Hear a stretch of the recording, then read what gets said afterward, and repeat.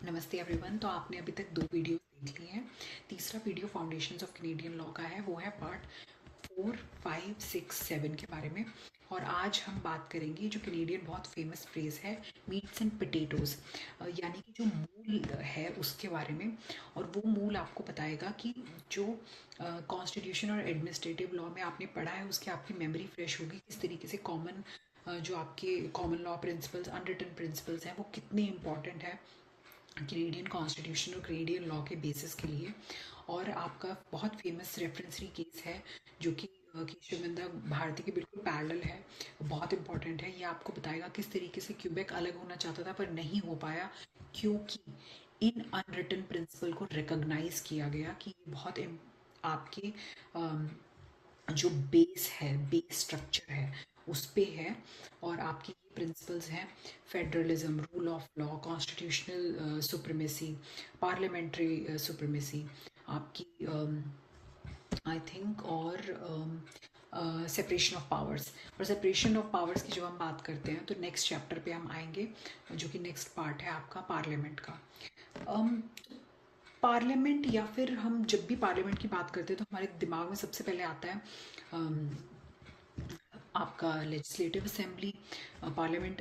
And इस but Canada के case में ऐसा नहीं है। कनाडा के केस में फर्स्ट आप डिस्कस करेंगे और फॉर्मेटिवली याद रखेंगे मोनार्क और आपके गवर्नर जनरल, क्योंकि मोनार्क से पावर आई है गवर्नर जनरल के पास। और उसके बाद है आपकी जो बाकी कंपोनेंट्स हैं वो हैं आपकी पार्लियामेंट और सेनेट।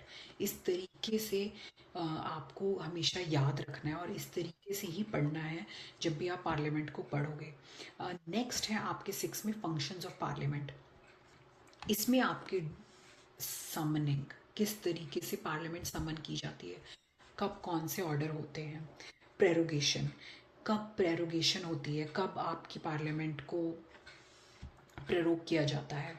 उसके बाद आपका डिसोल्यूशन, की एक्टर्स इन पार्लियामेंट, पार्लियामेंट में कौन कौन से की एक्टर्स हैं, आपकी पार्लियामेंट्री प्रोसीजर क्या है, और लॉ मेकिंग प्रोसीजर क्या है। ये बहुत सारी चीज़ें आपकी देखोगे आप, जो आपकी अमेंडिंग प्रोसीजर्स हैं कॉन्स्टिट्यूशन के अंदर, उससे इन्फ्लुएंस हैं। बट ये बात उससे ज़्यादा डिस्कस करते हैं कि हमने एक तरीके का क्रिटिकल एनालिसिस है। जैसे कि आप ये एक कमेंट्रीज जब पढ़ेंगे तो इसमें हमेशा फाउंडेशंस ऑफ कैनेडियन लॉ को आप इस पर्सपेक्टिव से देखिए कि ये सिर्फ ये नहीं बता रहा है आपको कि हाँ ये लॉ है, इस तरीके से आया है।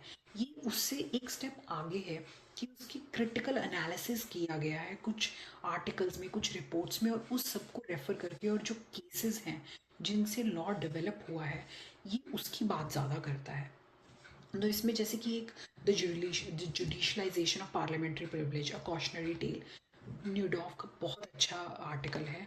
और इससे आपको पता चलेगा कि किस तरीके से बहुत ज़्यादा बैलेंस ज़रूरी है और पार्लियामेंट और जुडिशरी के बीच में। और ये सारी बातें डिस्कस की गई हैं। एंड केसेस भी हैं: Duffy versus senate, AG of Quebec, आपका शागनन वर्सेस सिंडिकेट। ये बहुत इंपॉर्टेंट केसेस हैं, आप ज़रूर रेफर करिए। सारी मैंने आपको एनालिसिस दिया हुआ है नोट्स में, बट फिर भी पार्ट 7 में आपका एग्जीक्यूटिव एंड इट्स फंक्शंस। ये लास्ट पार्ट है जो मैं इस वीडियो में डिस्कस करूँगी। इसमें आपके एग्जीक्यूटिव के फंक्शंस क्या होते हैं, क्योंकि जो हमने एडमिनिस्ट्रेटिव लॉ में पढ़ा है, जो पावर्स किस तरीके से पास ऑन होती हैं और उसके बाद वो आगे पावर्स रिप्रेजेंट करता है एग्जीक्यूटिव्स, तो वो किस तरीके से रिप्रेजेंट करता है, ये सारा इसके बारे में है। पर इसके अंदर जो सोर्सेज से ज़्यादा इसके अगेन एग्जीक्यूटिव इंस्टीट्यूशंस और पॉलिटिकल एग्जीक्यूटिव, ये बहुत इंपॉर्टेंट केसेस हैं जो अगेन बात करेंगे कि क्राउन्स प्रेरोगेटिव क्या है, क्राउन के पास क्या पावर्स हैं, और वो किस तरीके से आगे कॉन्स्टिट्यूशन ऑफ कनाडा को रेफर की गई हैं। तो ये आपका सारा पार्ट 7 में है। नेक्स्ट वीडियो में हम फाउंडेशंस ऑफ कैनेडियन लॉ का सिलेबस कंप्लीट